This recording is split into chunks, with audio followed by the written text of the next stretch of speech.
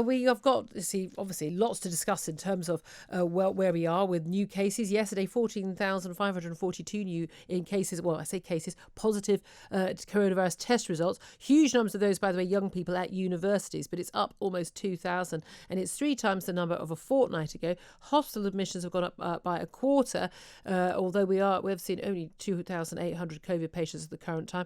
Deaths 76 yesterday. That's doubled in 11 days. But as you can see, we are not seeing the new infections translating into hospitalisations and deaths at anything like the same rate. The key thing is also we are seeing this all in different parts of the country. There is quite clearly a north-south divide when it comes to this. Well, last night, the leaders of 4 northern cities pleaded with government ministers in a letter to the Health Secretary at Hancock not to impose draconian lockdown-style measures, as there is an awful lot more talk of tough new restrictions. The leaders of Manchester, Liverpool, Leeds and Newcastle wrote that letter. I'm delighted to say the Mayor of Liverpool City Region, Steve Rotheram, joins me now. Good morning to you, Steve. Morning, Julia. What was the message you wanted to send to Mayor Hancock about what you want to happen and what you don't want to happen? Well, just for the avoidance of confusion, it was Mayor Anderson who's the Mayor of Liverpool, and I'm the Mayor of the City Region, along with the others. But of course, what it's about is being clear and consistent across areas. And we spoke to Matt Hancock, myself and other Metro mayors, and that's what we've asked for. And he's said that they're looking at a tier system, as you know.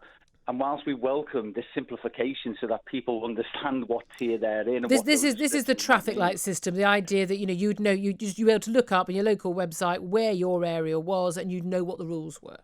Yeah, they seem to move away from the word and traffic light, to tell you the truth. But look, whatever it's called, in other words, a group of measures where there's some consistency across the geography. And in that case, I think people might better understand it. On Friday, when our announcement was made of further restrictions, I was absolutely swamped. I was bombarded with, what does this mean to me about X, Y, and Z? And really, if we do get a more standardised approach to this, at least people will understand if they're in tier 2, for instance, that those restrictions, and they're the same restrictions right the way across the country. Yeah, I mean that is the concern, isn't it? We know that we've had huge lockdown measures. I mean, Manchester, a lot of the northwest, Liverpool, we've seen in Newcastle. Large parts of the country have been under very strict lockdown measures, not full lockdown.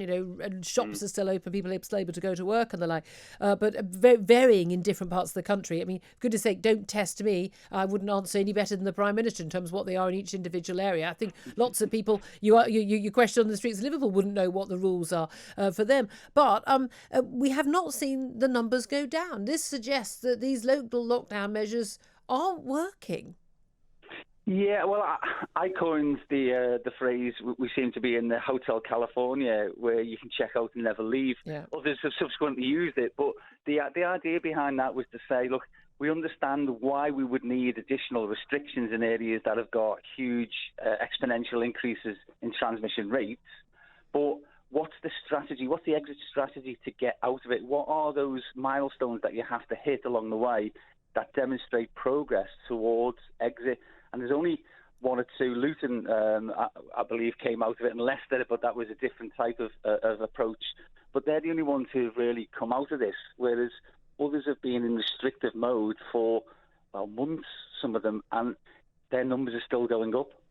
Yeah, I mean, and this is the issue now. So either lockdowns don't work and the virus is going to do what the virus is going to do, unless we are all completely locked away in our homes again. And again, I know the polling suggests that people are supportive of this. I think they'll change their tune about a week into it when it's pouring with rain and the economy is collapsing and we've got like 3 or 4 million more unemployed people. I think people are living in clown cuckoo land thinking that's even viable. But although it's an option, the lockdowns do work, but an awful lot of people aren't obeying them, in which case, why aren't people obeying them? And I suppose one of my suspicions is that people, frankly, can't afford to obey them a lot of the time. Their view is that, I'm going out to work, I'm on public transport, I'm seeing people at work all day, I'm taking necessary precautions. I'm not really sure why I shouldn't, for instance, have a couple of friends over for a drink in the evening and socially distance and the like, because I'm with people all day at work. A lot of people are just applying, frankly, what they would consider to be, a lot of us would consider to be, their common sense to these rules. Well, Julia, you said an awful lot of people aren't abiding by them, and I don't think that's true. I think there is a small minority of people who, for either nefarious reasons, so trying to spread around that this whole thing is a hoax and that there's no such thing as coronavirus, so they're doing it for those reasons, and the belligerents who don't believe it applies to them. But there are people who are confused by this as well, and if that's in that group, then they're the people that we need to try to attract to do the right thing, but we need to simplify the message to them. And I don't think the government's messaging has been half as good as it should have been. And the only way in which they can improve that is by working with the likes of combined authorities and local authorities to get local messaging out. I think we could have more impact and effect if we were charged with trying to do that in our areas and using, for instance, maybe our football teams or our musicians or artists or even local influencers. Trying to get a message out to young people is really important at this moment in time. Yeah, I mean, but again, we've been seeing a lot of the spread as it's happening in universities. I mean, who didn't think that young people all together in halls of residence partying with each other wasn't going to spread the virus? But the main thing is, as long as we just keep that spread just within that young cohort, bearing in mind that the American universities went back a long time ago. American universities have had tens and tens and tens and tens of thousands of coronavirus infections of young people, and not a single one of them has died. Not one single death. If we can keep the young people who are going out and getting infected away from older people, that would be the answer. What do you make, just finally, of the this letter that 4,000 leading academics, scientists, medical experts and doctors have signed to the authorities saying, look, we need a more targeted approach. Let's not lock down young people and have restrictions on people going out or going to work or anything. Let's simply make sure that we shield the vulnerable and the elderly. It's a far smaller percentage of the population, and let everyone else go about their normal business, but with social distancing, using the masks if necessary, but getting on with some semblance of normal life.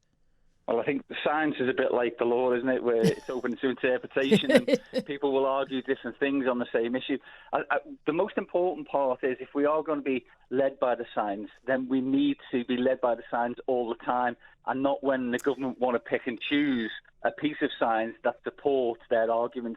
And that's what's happened in our area. We said, show us the science that this suite of restrictions will have the desired effect in our area. And we're still waiting for that. And, of course, we said we will be supportive of that if you do it, and we've got the science, because what we need now is a support package for our area. Otherwise, our economy is going to tank. And Liverpool City Region cannot afford that after we've had decades of problems, and we've just started to turn the corner, and we're the fastest growing city region in the country pre-pandemic. Yeah, indeed. Well, I wish you all the best in the good folk of Liverpool. I think they're going through a rotten time at the moment. Steve Rotheram, Mayor of the Liverpool City Region, really appreciate that.